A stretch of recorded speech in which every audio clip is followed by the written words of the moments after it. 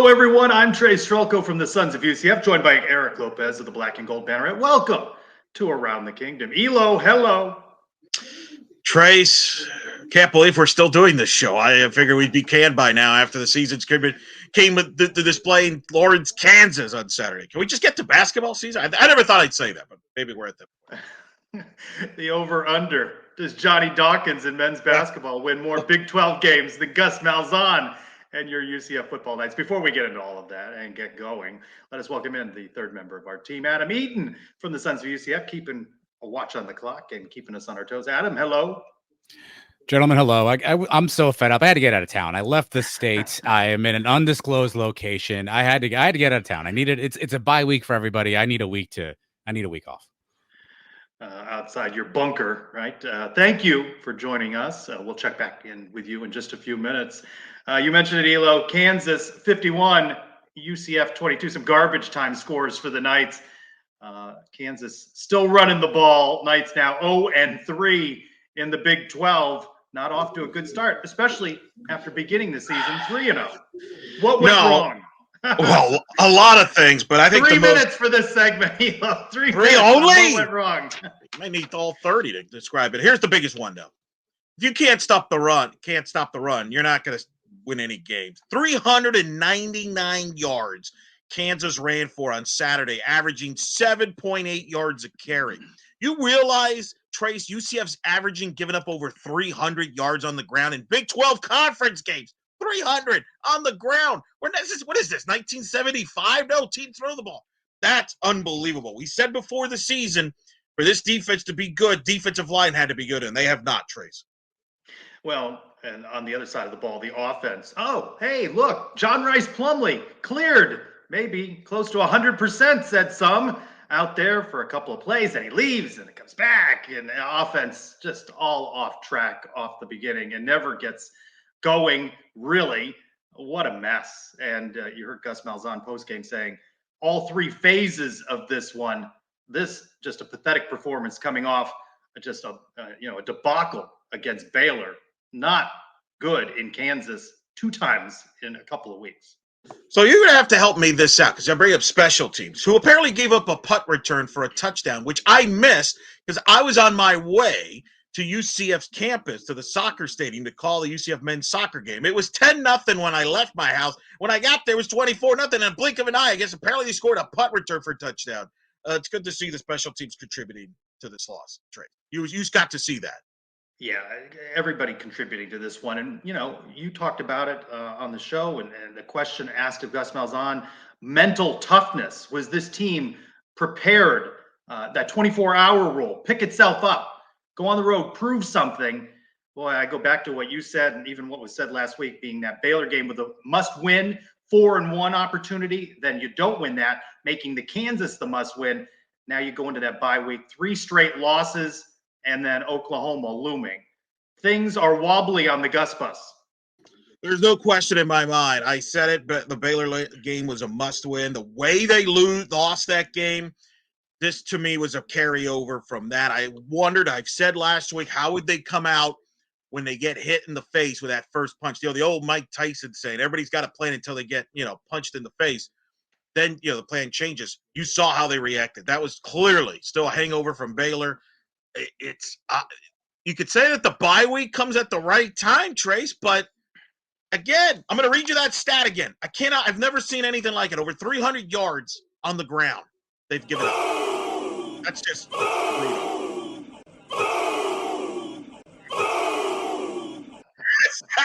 All right. Wow, we got extra boobs for the defense getting out. Adam editorializing from afar. Editorializing, yeah, that's pretty perfectly. Now, you mentioned John Rhys Plumlee, Trace. He did play, but clearly did not look healthy, although they say he was healthy in the post. You got to talk to all the parties there. What's the story there? Was he really healthy? Not only was he not healthy, he was cleared a week before, the Friday before the Baylor game. What did they see from him? And 50-50 on reps in practice, alternating with Timmy McClain there. What did they see that they thought he was a go?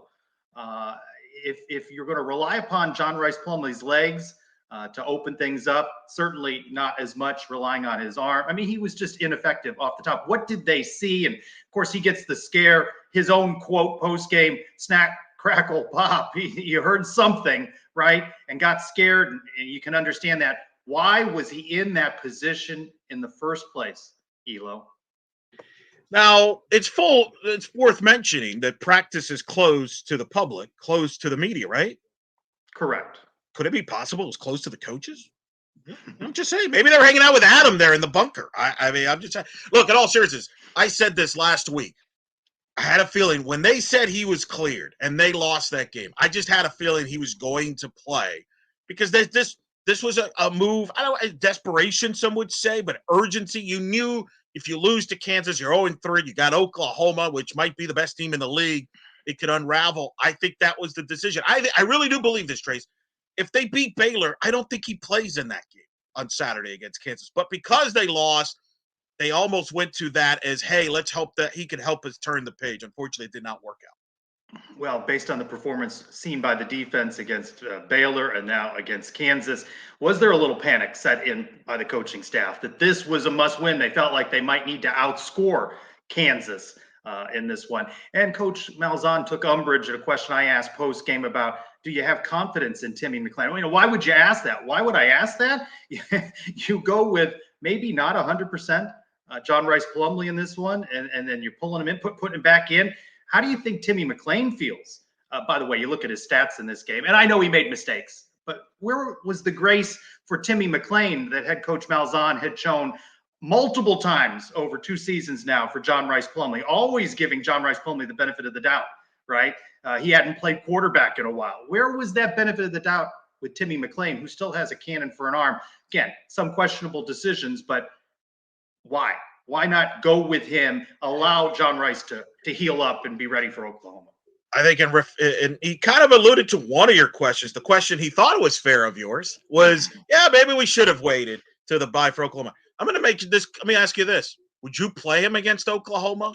Are we sure he's going to be healthy in 2 weeks? I actually wouldn't play him against Oklahoma. I would save him for West Virginia at this time because I don't think it's going to matter who plays quarterback in a couple weeks. All right.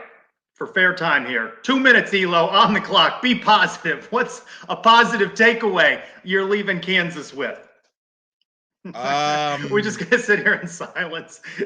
Can we bar Well, a positive is that the basketball team doesn't have to play there. They get to host Kansas, so we might have a better shot. I will say that RJ Harvey looked pretty good, ran the ball well, I guess. Yes, I'm stretching here. Help. How was your trip? You were there. Was it good? Yeah, I enjoyed the trip. Not as enjoyable as the Kansas State trip, but still enjoyed the time. Randy Pittman scores a touchdown, garbage time touchdown. It is really hard, Elo, to take positives out of this. Another struggle on the road for the Knights, and doesn't get easier. I don't know. I don't know what the positives are you take out of it. I think not only they talk about the 24-hour rule, but also that everybody else needs to play better to support Timmy when Timmy is on the field. Is everybody stepping up to support Timmy as needed? I don't know. I'm going to go with Randy Pittman as my positive out of this one. So you did not like Lawrence more than Manhattan. So Manhattan above in the grades over the 2 trips. Yeah, I found it to be more enjoyable trip. People were friendlier at Kansas State than they were. You didn't badmouth the basketball team, did you? No, I snuck into the field house. Found an open side door and checked things out. You can tell why it's such a special facility for basketball. So, hey, that's a positive too. I may not see UCF play basketball there, but I did get to go inside and check things out. Big positive? Well, not really, but we were on Fox. Big Fox. You had a broadcast crew with you, Trace, for a change, huh? I saw the sideline reporter, but I didn't end up seeing the crew on that one. They were there. We can confirm. Yeah, that's all I got. I wish I had. I really can't come up with other. I'm sorry, Trace. This is. I'm with you on this one. At this rate, we may never have this segment ever again. 2 minutes. That's it. Oh my goodness! All right, so now this team has lost 3 in a row going into the bye. The UCF sits at 3-3 at the halfway point, with a game upcoming against top 5 ranked Oklahoma. And the big question now, Trace: 6-6 bowl eligibility, is that in doubt? Well, they're going to be 3-4 right after the Oklahoma loss. So then you have to go 3-2. You have 3 home games. Oklahoma State just knocked off Kansas State, who handled UCF a couple of weeks ago. These teams are going to beat each other up. But West Virginia isn't as easy a game. Nothing remaining on the schedule is an easy game. Can they right things? Or is this the defense that you're going to get after 6 games for the next 6 games? I think there's some wins in that schedule. I still think they can get to 6, but hard time convincing the fan base. UCF falling off a lot of bowl projections at this point now. Really? We're off the bowl projections already? What are you They're going to out do? of the Pop-Tart Bowl. What are you going to do for the coming weeks? That's like your thing, to post like our projections. If we're not in it, what are we supposed to do? What are you supposed to do? Big Game Boomers got him in the Independence Bowl, so there's that. Shreveport. All right, so here's the deal. You got to play at Cincinnati, host Houston. That's in your weight class, right? American, right? They haven't won any Big 12 games Hey! So you got to win those 2 games, in my opinion. I know Cincinnati's at Nippert, but, Luke Fickell's not there. You're not going to probably win at Oklahoma. I hate to say this, folks, but Trace is going to be probably right. They're not going to probably win at Lubbock, who put a whooping on Baylor. More of that later. Where are that? So that's the home games you mentioned. West Virginia. How many fans are going to be there? It's going to be interesting. You got to win 2 out of 3 on the home if you steal the road game at Cincinnati. Oklahoma State just beat Kansas State. That you were telling me they were the 3rd best team in the Big 12 after what you saw them in person. I don't know. It's tricky. Look, they got to just, maybe if they win a game, find a way to win a game, that could get that, monkey off their back, and maybe they play better. Hopefully they find some answers and some health this bye week. But, maybe 6-6, baby. Let's go. 6-6 or what does that get us? What does that get us? By the way, imagine if they're 5-6 going into that last game with Houston. For all the Pop-Tarts, let's bring back in Adam from an undisclosed location with this week's silly game. Adam. You guys on the Pop-Tarts. Before I get to the silly game, you know what goes good with a Pop-Tart? A good stiff drink. And if you're looking for a good stiff drink, the Sultry Spirit is where you want to go. If you want to add a touch of magic to your next event, they can take your party to that next level. They're bartenders. They have creative twists on cocktail classics. It's a mobile bartending service. All your needs, if it's wedding, corporate events, Pop-Tart bowl, watch along, whatever it is, their talented bartenders can spice up your drinks and have the good times flowing. Follow at the Sultry Spirit on Instagram or call 941-567-7062. Again, at Sultry Spirit or 941-567-7062. Tell them you heard about them from the Sons of UCF around the kingdom. You'll get 10% off and a special gift. You'll be talking to Miles, who is a fellow Knight fan and is also as depressed as the rest of us. Again, Sultry Spirit, 941-567-7062. All right, gentlemen, silly game time. I've got options for you. Here's our first one. I'll put you in the classroom now. You're going to be teachers. All right, Eric, I'll start with you.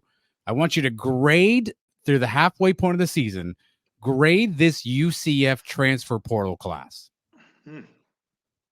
Oh, boy. D? What have we really gotten? Maybe I'm being too kind. Really, what have we gotten from the transfer class that has really made a big difference? The linebackers haven't contributed at all, which has been a problem. You can make the case that right now, there's the old saying, give it, take it. Right now, everybody's taking UCF. We're not gotten a lot back in the portal in comparison. I don't know, Trace. Maybe I'm overreacting. Give me something. C- at best. A couple of linemen. That's tough. Coach Malzahn was asked about that, and even he said not a lot of contributions so far. And you wonder if you're going to see some in the second half of the season. A C- at best, but a lot of MIA. Yeah, I think the O-line is the spot where you go for any notable transfers. All right, next question. You guys talked about the schedule. Obviously, coming up for UCF at home, you have West Virginia, you have Oklahoma State, and you have Houston. Trey, start with you. Of those 3, how many games will be sellouts?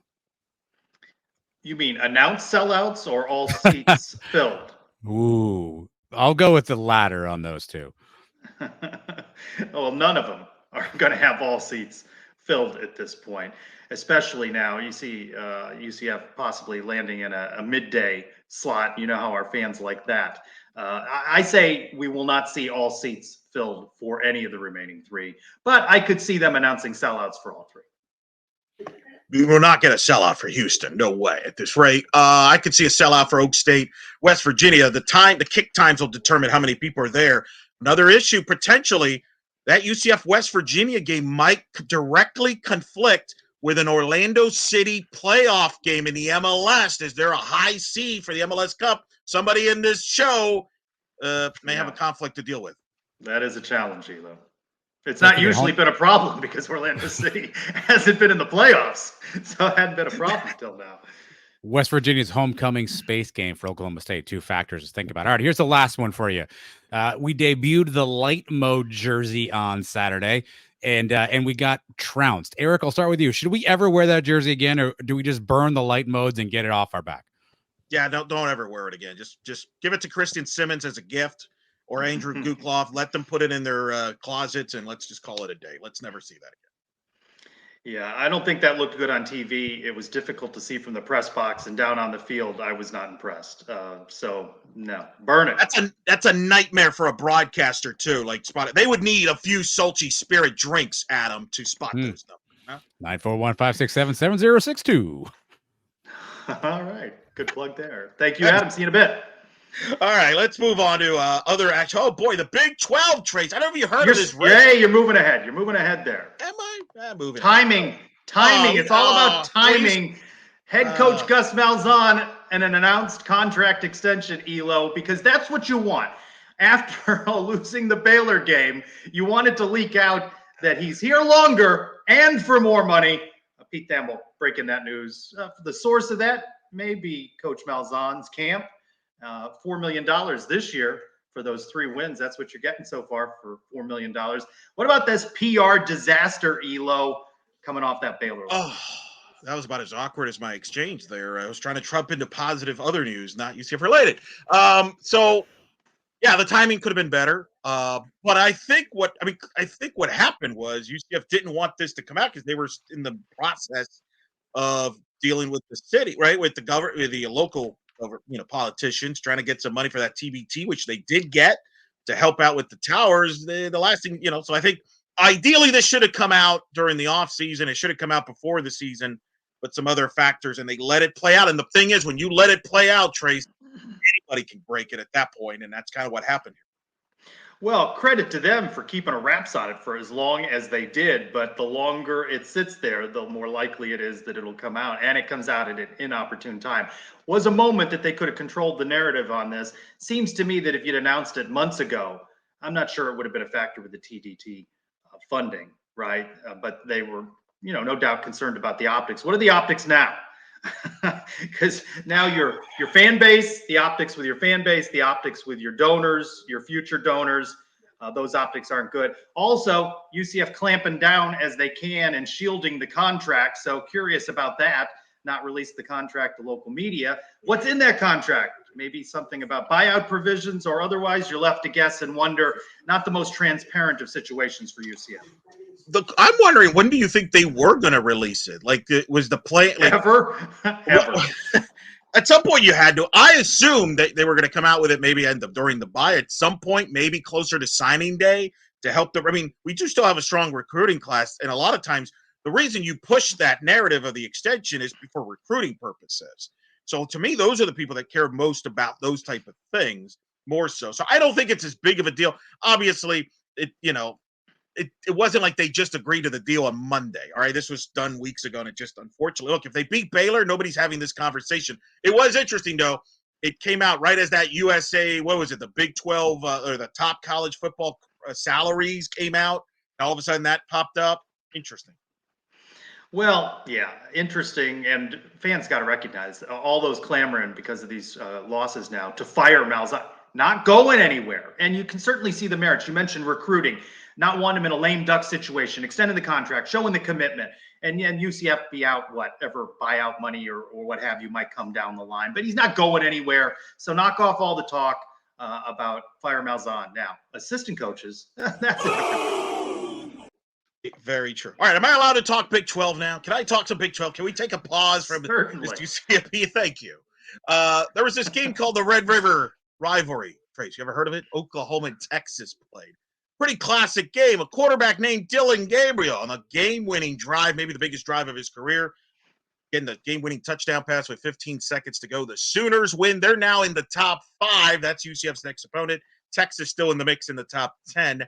Elsewhere, Texas Tech goes into Waco and blows out Baylor. Holy moke, they had a ton of injuries. How are they doing that with all these injuries, Trace? It's unbelievable. And then Oak State upset Kansas State. Give me your thoughts on the Big 12 here. Well, that Oak State one is interesting, right? You thought they were maybe out. Maybe Gundy had lost the team, and then they beat Kansas State, which shows that these teams are going to beat each other up. Do you think it's still Texas-Oklahoma rematch? If you're talking right now, is that where the networks and everybody want to see a rematch there? Who else emerges? Could it possibly be a Kansas, or are things done for Kansas State at this point? Feels like Texas, Oklahoma, part two. It does. And then the question becomes, could both of them make the playoff? Let's say they both win out and Texas beats Oklahoma with some help. Maybe both get into the playoff, which actually would be good for Brett Yormark in the Big 12, because that's two teams from the conference. They'll get that money. So maybe that's the best case scenario for them. But I don't know who's the third best team. We thought it was Kansas State. Well, they got beat up by Oklahoma State. Maybe it's Kansas. Texas has a tough game at Manhattan and Kansas State. A team that nobody talks about is BYU. They lost a close game to Kansas. They host Oklahoma. That could be an upset trap, perhaps. But until proven otherwise, I think OU and Texas is clearly the two best teams right now. Doesn't mean one of them won't trip up. But if I had to bet money right now, I think that's the matchup we're going to see in Jerry's world. And I'm not saying Kansas is better than Texas, but Kansas did not have their starting quarterback in that game, a late scratch, right? And they were planning on him being the quarterback. It'd be interesting to see if Kansas can get back in the mix. Certainly, UCF may not be the barometer of greatness on defense, but they certainly can run the ball, and they look pretty impressive, which again reminds us, right, the play along the offensive and defensive lines and the talent differential that we keep seeing week after week now in Big 12 action. That UCF has a long way to go to catch up with the rest of the team. But I think I'd say it's Texas's to lose, and then it feels wide open, which could make it even more important for West Virginia when they come to Orlando to leave with a victory. So, UCF needs to get those 3 wins, and you start figuring out where they're going to get them. Maybe winning all 3 at home may be a tall task. West Virginia may play a factor in that Big 12 race and need that win in Orlando. West Virginia might be the most improved team of the Big 12. They were picked near the bottom, if not last, in the league. Neil Brown might be saving his job if they can continue this momentum. If you're Brett Yormark, you going to the Big 12 title game if it's OU Texas? You got to, right? He skipped the Red River rivalry, didn't he? He may have to go. He may have to go to that. Hey, speaking of Brett Yormark, Big 12, Big 16, not good enough for him. Boy, he's hanging on to this Gonzaga dream. The news breaking that remains in the mix, and the athletic director's president saying, hey, continue forward with that. Hey, that's an easy road trip for UCF basketball.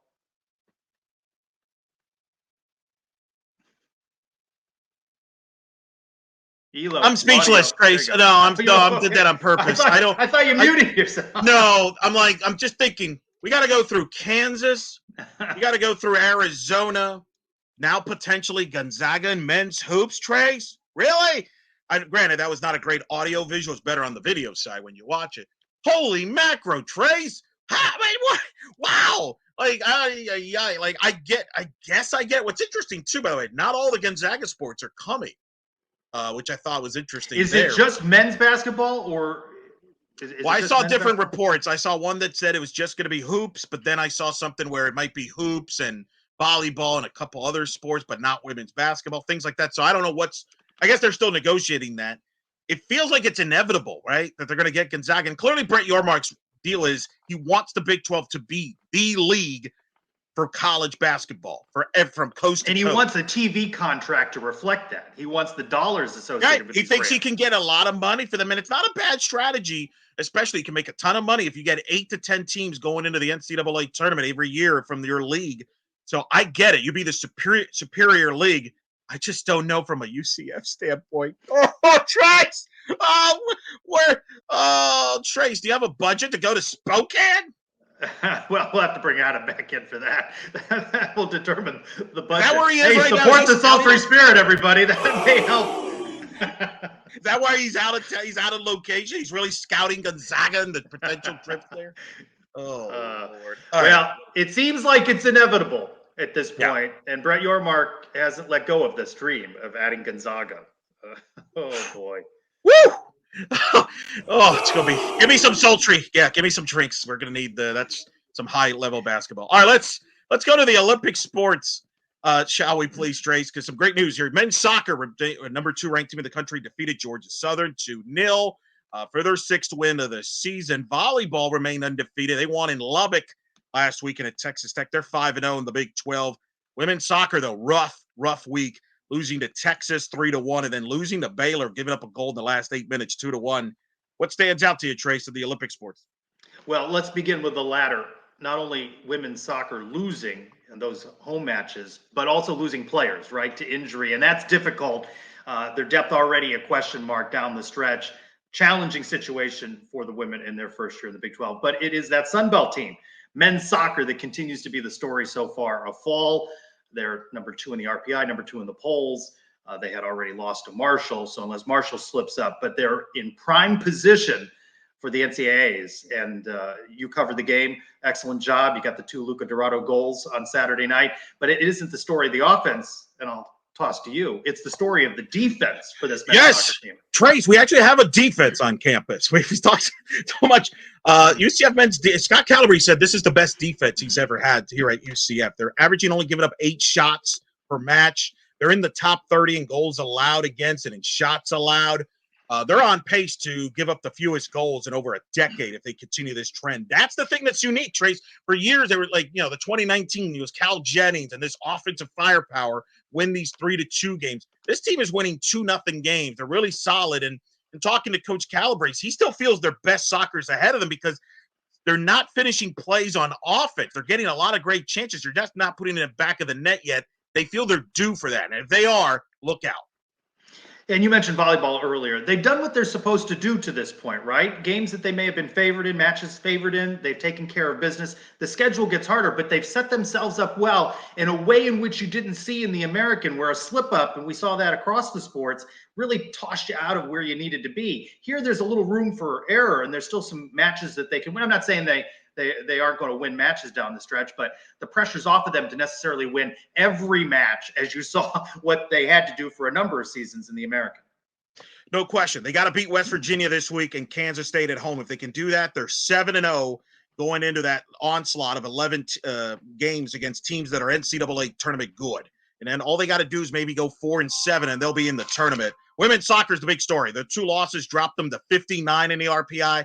They got to finish with Texas Tech and BYU. Texas Tech at home, BYU on the road. 2 top 10 teams. BYU is the number 1 offense in college soccer. They may need to win one of those or 2 of them to have a chance just to have a shot at the NCAA tournament. They still got to qualify for the Big 12 tournament too, by the way. So rough, tough. And when you're playing those 2 matches a week, that season goes like this, already there to senior night. So things go fast for women's soccer. Let's bring back in Adam. Educate us about what we got wrong and maybe share a little knowledge. All right, you guys talked about Gus Malzahn's contract extension. His agent is Jimmy Sexton, who represents a lot of coaches in the SEC. So maybe there's some subterfuge. Big word for both of you there. You mentioned Oklahoma and UCF. Here's a fun fact. I don't know how you're going to feel about this one. As of this morning, Dylan Gabriel's now his odds. He's the 4th highest potential for a Heisman Trophy right now. He is 4th in the odds maker list from Vegas. Dylan Gabriel for a Heisman. Do with that what you will. You mentioned defense. You slighted John Walker, who today from On3 was named to the midseason true freshman All-American list. So we have a midseason true freshman All-American according to On3. And I forgot one from Silly Game I need your comment on. Miami blew a great game this weekend to Georgia Tech. Tougher loss, Elo. UCF losing to Baylor or Miami losing to Georgia Tech? Oh, Miami. Are you kidding me? Take a knee. Take the knee. You have the game wrapped up. What are you doing? How has nobody figured that out? Clearly, it's Miami. Clearly, Miami. Adam, thank you. One more thing before we go. From Fox to ABC, Elo, this is in your wheelhouse. That is where you're going to find UCF and Oklahoma, October 21st, high noon Eastern, in that showdown against the Success in Dylan Gabriel. Now on ABC for all the country to see. Correct. This will probably be the most watched UCF football game of the season. I expect this to draw bigger than the Kansas UCF game that aired on Fox for whatever that's worth. Oklahoma top 5. Once they beat Texas, it was only a question of whether it be ABC or Fox, and it looked like ABC made that selection to put them at that noon slot. This might be the last best TV slot UCF gets the rest of the year, because after this, I think you're going to see FS1s and ESPN Pluses, and this won't be the last noon game we're going to get either this year. All right, Elo, we get a reprieve. We get to enjoy our bye week. There will be no wins or losses to talk about next week, but look for new episodes midweek every week on the Sons of UCF YouTube channel. Also, it drops on the Sons audio feed, wherever you get your downloadable podcast content. We thank Adam. We thank you, Eric Lopez. I'm Trylko, and thank you for being with us for Around the Kingdom.